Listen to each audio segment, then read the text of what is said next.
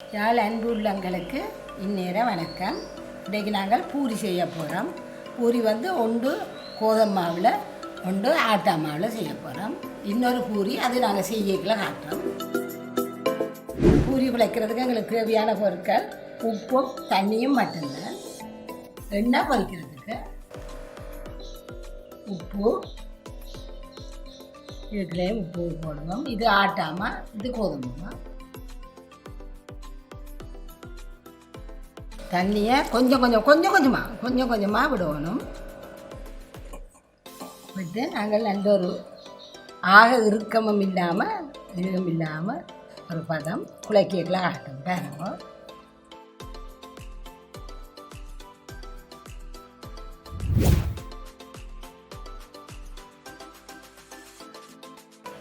சொட்டு எண்ணெயோ மாதிரியோ எண்ணெய்னா கொஞ்சம் பூசி அதை ஒரு பக்கத்தில் வச்சுட்டு இவ்வளோதான்.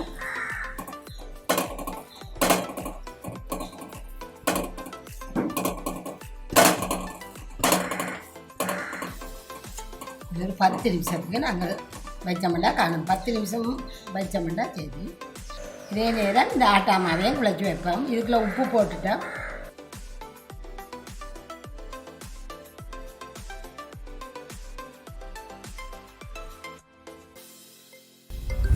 இப்போ நாங்கள் இதை குழைச்சிட்டோம்.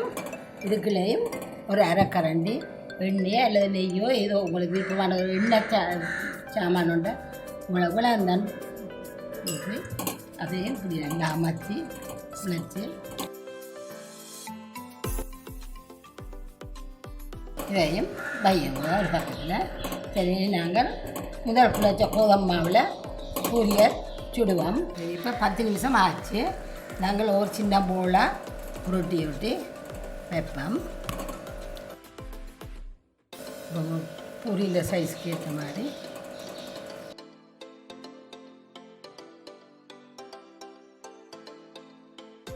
இதை நாங்கள் தட்டுவோம். கோதுமை எடுத்து வச்சு இதில் வச்சு சின்னஞ்சின்னா ஊற்றி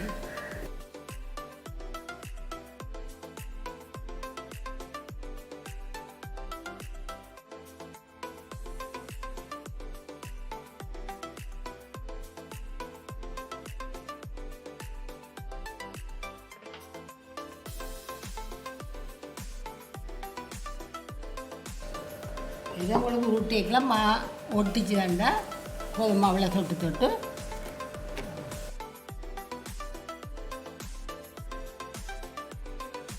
சரியான வட்டமாக வரையிலேண்டா நாங்கள் ஒரு வட்டத்தை வச்சு அது ஒரு வடிவான ஷேப்புக்கு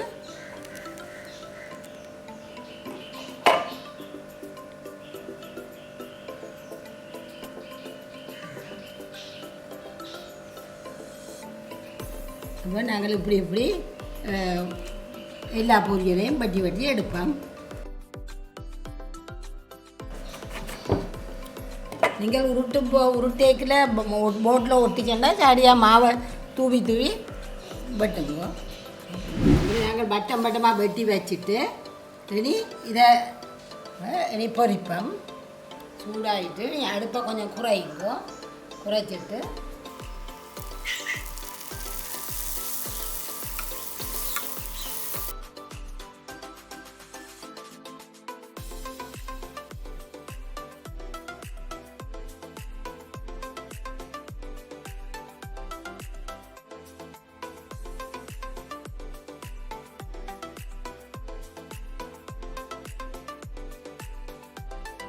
இது நாங்கள் குழைச்சி வச்ச ஆட்டாமா.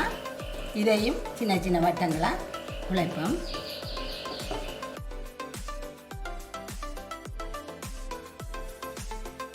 இப்போ நாங்கள் ஆட்டாமாவை சிறு உண்டாக உருட்டி வச்சுறாங்க. இனி அதை முதல் செய்த மாதிரி அதே மாதிரி பூரி மாதிரி உருட்டி எடுப்போம். மாவில் துவைச்சி செய்வோம்.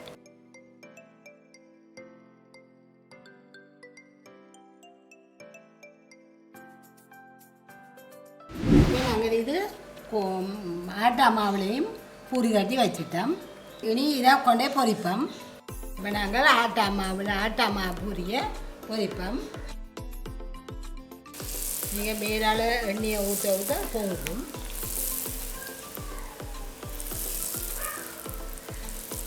இப்படி எல்லா பூரியையும் ஒன்றொன்றா பொரித்து எடுப்போம்.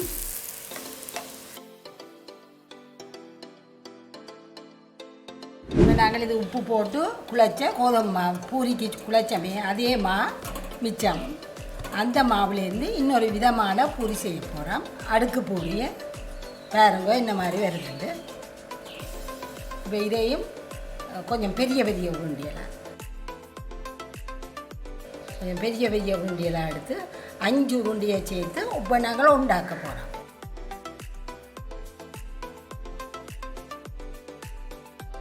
நாங்கள் அந்த பூரி மாவை 5ஆக உருட்டி வச்சுருக்கிறோம். இதை இப்படியே வச்சுக்கொண்டு இதுக்குள்ள இது அரிசி இந்த அரிசி மாவில் 2 கரண்டி போட போகிறோம்.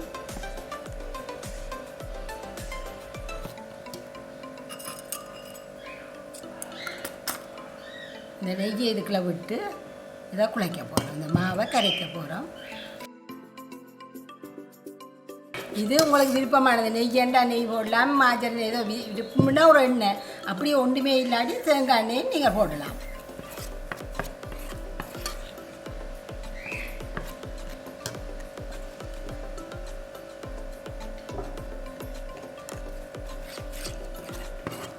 சரி, இந்த பழத்துக்கு நாங்கள் கரைச்சி வச்சுக்கொண்டு இது அரிசி மாத்தான் தனியாக பச்சையாக திரிச்ச பச்சை அரிசி மாவை கழுவி காய வச்சுட்டு மிஷினில் கொடுத்து திரிச்சது.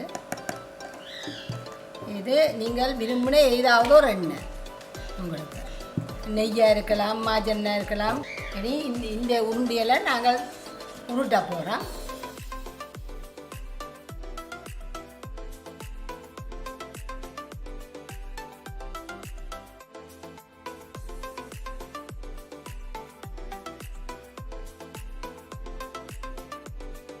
இப்படியே 5ஐயும் உருட்டி எடுப்போம்.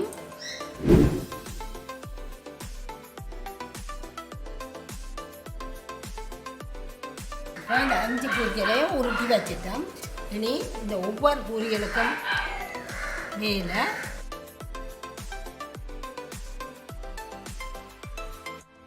இதை அரிசி மாவும் மாஜர்னும் போட்டது.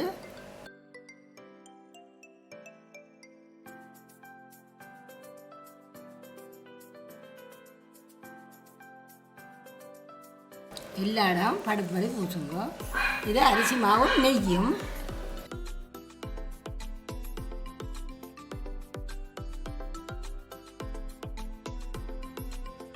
ஒன்றுக்கு மேலே ஒன்றை வைக்கிறவங்க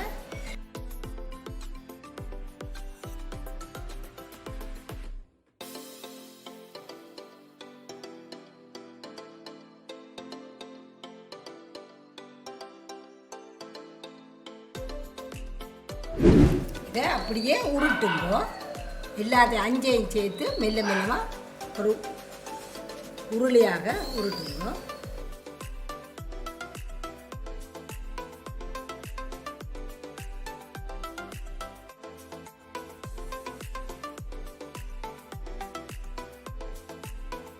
கரையை கொஞ்சம் வெட்டி அதை கழிச்சு விடுவோம். இப்படி துண்டுகளாக வெட்டி எடுப்போம்.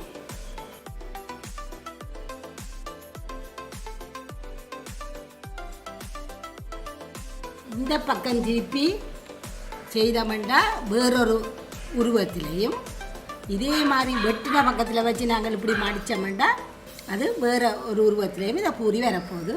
பாருங்கோ, இதை இனி நாங்கள் பூரி மாதிரி தட்ட போகிறோம்.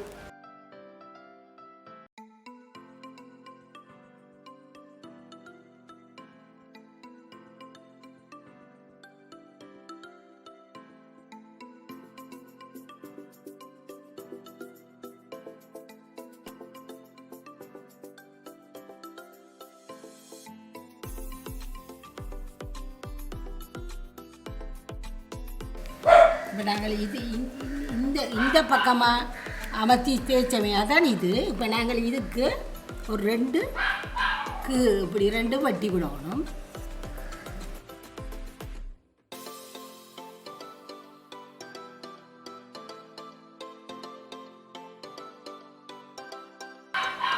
நாங்கள் எல்லாத்தையும் இதே மாதிரி மாறி மாறி தட்டி எடுப்போம். வட்டமாயும் இதை இந்த ஷேப்லேயும். ஆனால் வட்டம் கொஞ்சம் கூட வடிவாக இருக்கும். இதை நாங்கள் ஒவ்வொன்றா எடுத்துக்கொண்டு போய் பொரிப்போம். இப்போ நாங்கள் இந்த அடுக்க பூரியில் அந்த வட்டமாக தட்டினமே அதை போடுறேன். ஒன்று நீளப்பாட்டில் தட்டினாங்க, ஒன்று வட்டமாக தட்டினாங்க.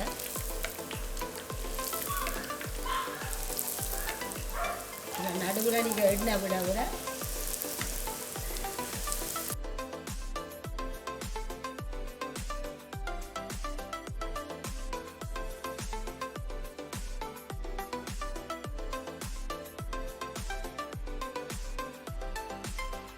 ஒவ்வொரு அடுக்கடுக்காக வருது பாருங்க. ஆனால் இதை நீங்கள் எடுக்கல கொஞ்சம் மினக்கடணும். வேணுண்டா அந்த எண்ணெயில் நல்லா வடிக்க விடணும். உள்ளுக்குள்ளே எண்ணெயில் போயிடும். அந்த எண்ணெயில் கொஞ்சம் இதாண்டி எடுக்கணும்.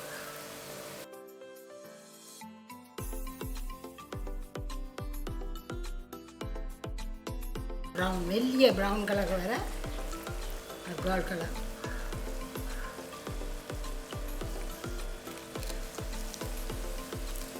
இப்போ நீங்கள் இந்த எண்ணெயை வடியிருக்க 4 பக்கமும் திருப்பி திருப்பி இந்த அந்த லேயர்ஸுக்கெல்லாம் பூந்திருக்கு பண்ண. அப்போ ஒவ்வொரு பக்கமாக திருப்பி திருப்பி அந்த எண்ணெயில் நீங்கள் எடுத்துருவோம். வடிவாக ஒட்டவா எண்ணெயில் எடுத்து விட்டீங்கன்னா சரி.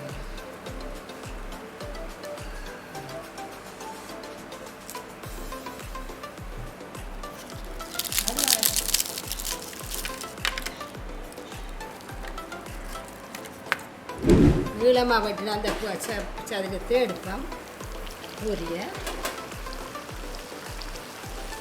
இதை லேஸ் தெரியாது, பிச்சு நீங்கள் சாப்பிடும்போது தெரியும்.